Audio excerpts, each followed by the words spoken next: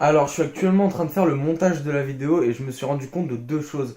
La première, c'est que je dis, il est temps de dépoussiérer cette chaîne parce qu'en fait, je comptais les mettre sur ma première chaîne de manga que j'avais totalement abandonnée. J'avais fait deux vidéos, je l'avais abandonnée, c'est super. Et en fait, je ne trouve plus les codes. Du coup, je me sens un peu con et du coup, je vais pas pouvoir faire sur cette chaîne-là. Et la deuxième, c'est que la qualité est totalement nulle c'est parce qu'en fait, j'avais pas filmé en 4K, j'avais filmé en 1080p sur mon téléphone parce que ma caméra ne fonctionne plus, donc je le fais avec les moyens du bord. Donc voilà, ne vous basez pas trop sur la qualité, au pire vous mettez en 144p, comme ça on fera croire que c'est votre connexion. Se servir de manga pour faire tenir sa caméra, c'est voué à l'échec, je le dis. Ah bah je l'avais dit, il est temps de dépoussiérer cette chaîne et de reprendre les bonnes affaires. Je vais aujourd'hui, et je pense pour les prochaines vidéos, parce que ça me rend triste, parce que j'adore faire des vidéos et j'adore les mangas, donc je me suis dit pourquoi j'ai arrêté. Il faut que je parle d'un manga par vidéo. Et je vais parler des derniers mangas que j'ai lus, tout simplement. Je vais faire des analyses de lecture, des critiques à ma façon. Je dis pas que ce sera des grandes critiques, je m'y connais pas trop en manga. Mais ça me plaît juste de faire ça. Et aujourd'hui, je vais vous parler de mon avis sur le tome 18 de My Hero Academia. Oh, il y a beaucoup à dire sur ce tome. Ce tome reprend là où nous avait laissé le tome 17. Cette phrase est inutile, tous les mangas reprennent là.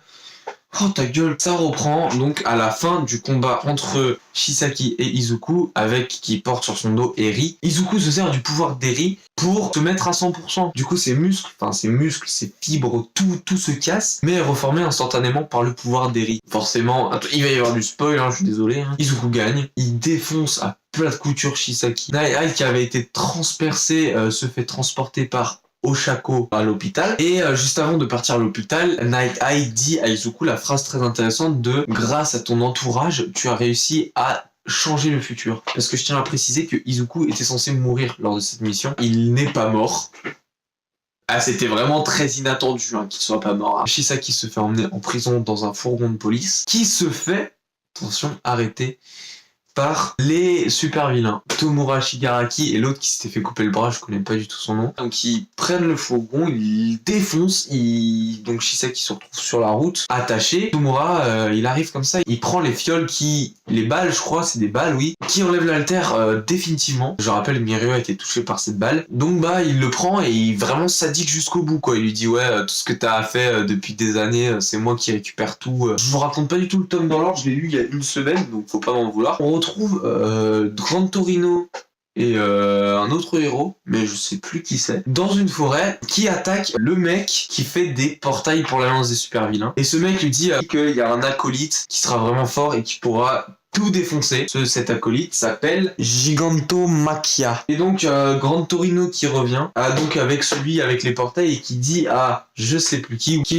lui dit oui, on a dû faire un choix, et en fait on se rend compte qu'ils ont finalement choisi de prendre celui qui fait les portails. Et il a dit je sais pas si on a fait si on a eu la meilleure idée, parce que vraiment l'autre, il lui dit c'est une catastrophe naturelle ambulante. Et donc voilà, juste avant ce passage aussi, il y a la malheureuse mort de Night Eye, qui était, pour moi je pense, incontournable. Et cette mort est déchirante. En fait, c'est pas la mort de Night Eye qui m'a rendu triste. C'est pas de voir ce personnage mourir, parce qu'au final, il n'a pas été assez développé pour qu'on puisse avoir beaucoup de compassion pour lui. Mais c'est Mirio qui m'a fait beaucoup de peine. Mirio qui, je le répète, c'est vraiment son mentor, son ami. Et avec cette mission, il a tout perdu. Il a perdu son alter, son mentor, il a perdu le sourire, il a perdu tout ce qu'il avait construit durant ces années. Et là, on le voit vraiment détruit. On voit aussi Izuku et All Might qui pleurent, mais c'est vraiment Mirio le plus triste. Et Night Eye lui dit garde le sourire, il y a que comme ça que tu pourras avoir un avenir radieux. Et d'ailleurs, un avenir radieux qui est le titre du manga. Après, le lendemain, on voit Izuku qui rentre dans la chambre de Mirio, qui pète la forme. Genre vraiment, il est à fond là. Oh, il court de partout. Enfin non, je sais plus ce qu'il fait, mais voilà. Et il lui dit c'est Night Eye qui m'a dit de garder le sourire, nanani, nanana. Et Night Eye qui lui dit d'ailleurs j'ai vu ton avenir. Enfin, il lit son avenir et il lui dit tu deviendras le plus grand des héros. Déjà, tu dis Mirio, il va récupérer son alter, peut-être grâce à Eri, qui, si elle arrive à contrôler son pouvoir, pourra ramener le corps de Mirio quand il avait son pouvoir. Parce que pour Izuku aussi, parce que tu veux que ce soit Izuku qui devienne le super-héros numéro 1, et tu sais que ce sera lui. Parce que par le tome 1, quand il dit je vais vous raconter comment je suis devenu le plus grand des super-héros. Donc là, on a cette scène avec Mirio qui dit qu'il gardera le sourire malgré tout.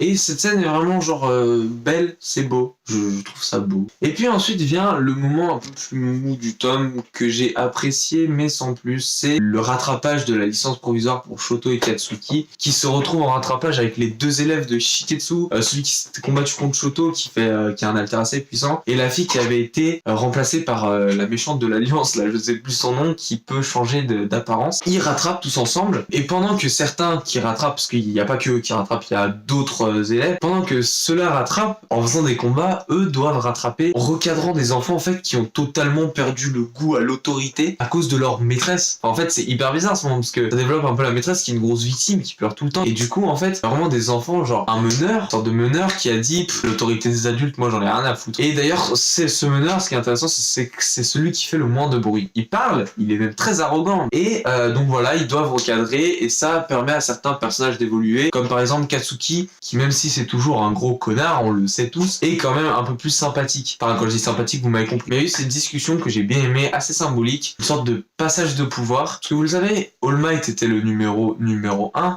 et comme All Might est mort, le symbole de la paix est mort, bah Endeavor qui était le deuxième devient donc premier et il se sent dans l'obligation de devenir le symbole de la paix. En fait il demande à All Might, il lui dit comment on fait pour être le symbole de la paix. Et All Might lui répond que c'est lui qui avait décidé que cette terre avait besoin d'un symbole de la paix et il a toujours voulu être ce symbole de la paix. Et il dit à Endeavor mais je ne peux pas te dire comment tu dois être, mais je peux te dire de faire ce que tu sens qui est le meilleur. En gros, il lui dit de faire comme il sent, d'être un modèle. Et c'est vraiment beau parce que c'est une passation de pouvoir, parce que All Might, même All Might en étant Toshinori normal, reste un grand héros, rien que par sa façon d'être. Donc voilà, ensuite on a donc l'examen, tout ça, enfin le rattrapage, et donc ils arrivent à recadrer les enfants sans leur mettre une raclée avec leurs haltères, mais plutôt en les impressionnant avec leurs haltères, et en leur montrant la capacité qu'ils ont à justement utiliser leurs haltères. C'est vraiment pour celui qui lit, ça donne une putain de leçon de morale sur écouter les adultes, que quand t'es petit tu te crois le plus fort du monde mais tu l'es pas, il y a des gens forcément plus forts que toi. Une fois ce rattrapage terminé, d'ailleurs je sais pas si c'est un cours de rattrapage, hein, c'est pas juste le rattrapage, je crois qu'ils ont pas encore leur licence, c'est juste rattrapage. Avec ce cours de rattrapage, une fois terminé,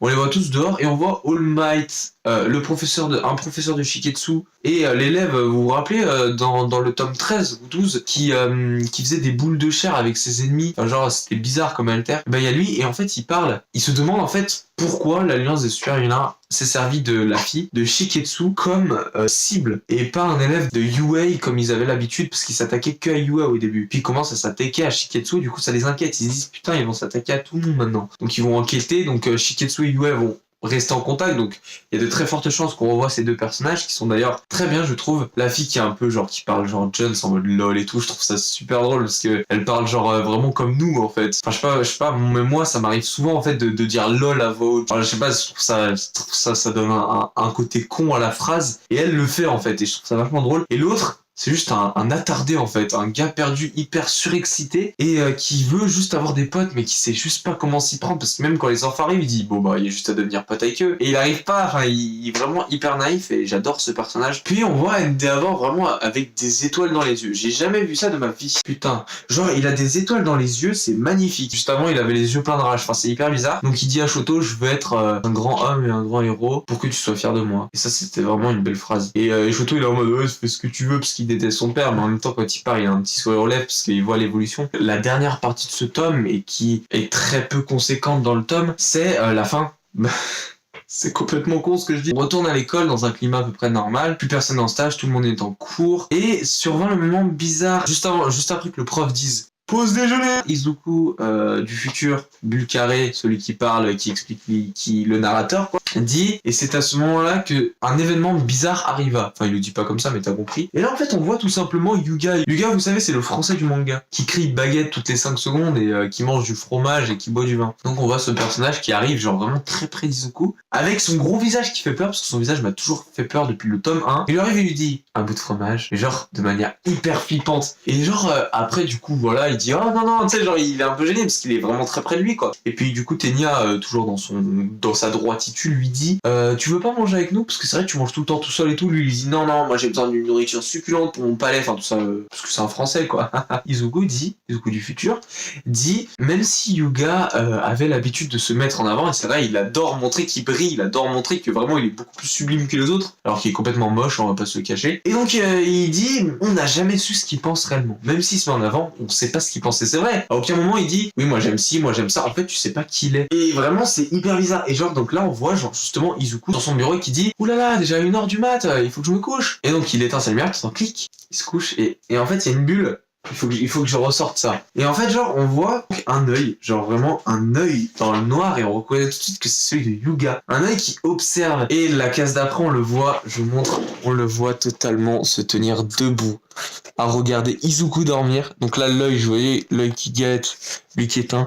Et là, on le voit se tenir debout, de manière extrêmement flippante, à observer Izuku. Je pense pas que ce soit un traître ou quoi que ce soit, ou quelqu'un qui donne des informations. Je pense juste que ça va être un personnage en manque de confiance en lui. Cette fin est vraiment bien faite parce que les gens le voient qu'il est en contre-plongée, donc ça donne un effet assez impressionnant, et puis c'est glauque quoi, genre il y a un personnage qui regarde Izuku la nuit quand il dort, et on suppose que du coup c'est pas la première fois qu'il fait ça. Le visage est tellement inquiétant, genre vraiment on dirait un pédobire quoi. Et donc l'auteur nous laisse, je pense volontairement là-dessus, avec vraiment aucun message. Tu sais d'habitude il y a un petit message de l'auteur qui dit ouais merci d'avoir lu ce tome ou un truc dans le genre. Là rien du tout, et je pense que c'est volontaire. Voilà ce tome 18 de My Hero Academia qui est dans l'ensemble vraiment très bon, même s'il y a des coups de mou, j'ai vraiment beaucoup apprécié ce tome. My Hero Academia a toujours une valeur sûre, je suis très pressé que le tome 19 sorte pour pouvoir justement avoir la suite de cette histoire incroyable avec Hyuga. Donc voilà, j'espère que cette vidéo vous a plu et que mon avis sur le tome vous aura plu. Je vais faire des vidéos comme ça maintenant parce que ça prend pas trop de temps à faire. C'est vraiment bien, j'aime bien parler d'un tome qui m'a marqué ou juste d'un tome que je viens de lire. Je pense que la prochaine qui sortira, ce sera sur The Promised Neverland. Si vous voulez suivre ce que j'achète, donc je lis beaucoup de shonen, hein. À part Kingdom qui est un seinen, mais j'en parlerai pas trop. Abonnez-vous. Moi je vous dis à la prochaine vidéo qui sera probablement Fire Force et The Promised Neverland. Oh putain, attendez, je vais enlever les mangas qui tenaient mon... C'était vous à l'échec et je l'ai fait.